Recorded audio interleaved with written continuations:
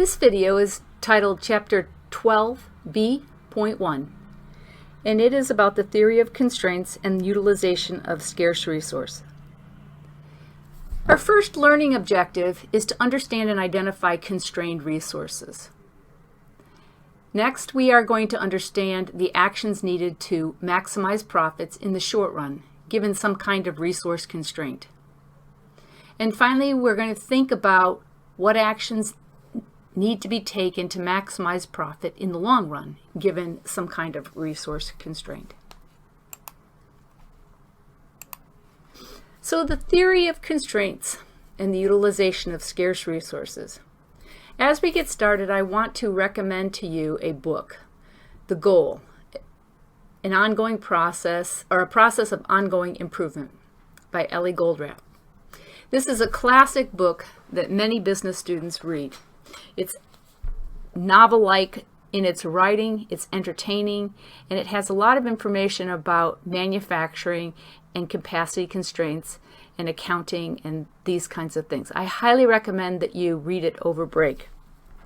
There are a lot of used copies. As you can see, 3 million copies have been sold. I don't know how old this text is, but you can probably pick it up for just the cost of shipping, and I wouldn't worry about what kind of edition you have. Okay, so let's get into the theory of constraints.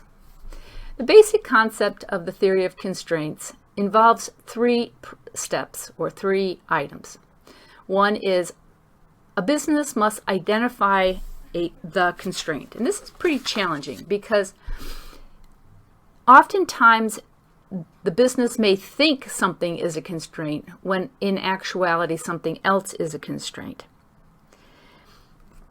We can kind of see constraints regularly on the freeway system. So we know constraints happen when there's a pileup or an inventory backup before the constraint. So if our roads, because of construction, are down to 1 lane, what happens? Lots of cars get backed up.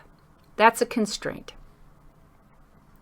In the short run, companies want to maximize the productivity of the constraint. And this happens in 2 ways. 1, getting as many cars through the work zone as possible. In other words, keep the constraint operating and flowing freely. This is well described in the goal. And the second is to let the most profitable products through our constraint. So the most profitable cars through the constraint. Doesn't really apply here in a traffic situation, but it does in business, and we'll see how this works when we get into our example in the next video. In the long run, though, businesses want to reduce the constraints. In other words, they want to open up more lanes for cars to get through. And this is so that all the demand for the product can be met without being the constraint. So what is a constraint?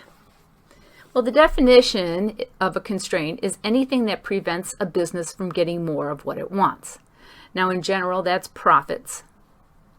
But for social nonprofits, you can also have other kinds of social outcomes. Now, when a constraint is a machine or a work center, it is called a bottleneck. And we'll use that term a little bit. So I love this little picture here where you see the inventory piling up before our person just working the bottleneck. They are the bottleneck. So we have a quiz now. And I want you to think about what are examples of potential constraints in a manufacturing business. So I want you to think about each of these 5 items that are listed and think about whether or not they could be a constraint.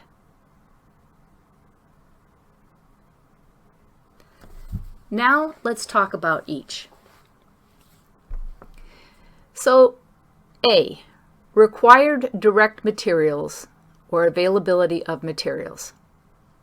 Sometimes there are particular materials that are needed for manufacturing and the availability is not good. A couple of years ago when the China was gearing up for the Beijing Olympics, they were buying up all the scrap steel that the world could, that was on the market. And I have a friend who owned a stamping plant in Ionia and had great troubles trying to get materials. So his entire business was based on how much steel he could get, because he could sell all the steel that he could get his hands on. So materials was the constraint. So sometimes we do see a particular direct material as a constraint. What about the capacity of a machine? Well, we've already seen this and talked a little bit about this, but that is an obvious constraint, and most of our examples are going to use some kind of machine as the constraint. What about specialized labor? Now, specialized labor can be a constraint as well. If we have a certain kind of product that needs some specialized labor, and the market only has so much of this, then it's possible that this could be the constraint. I think about that in terms of trying to hire plumbers. Plumbers are hard to find sometimes. What about the capacity of the distribution channel? So this too can be a constraint, because we have demand for our product, but we don't have the shelf space or the distribution or the ability to distribute it to our customers. Finally, if none of these things are constraints, then a business has the constraint of the demand for the product. In other words, market share. So they cannot sell unlimited amounts of product. It's not infinite. At some point, all businesses have constraints. The question is, what are the constraints? These are often, as I said, difficult to determine.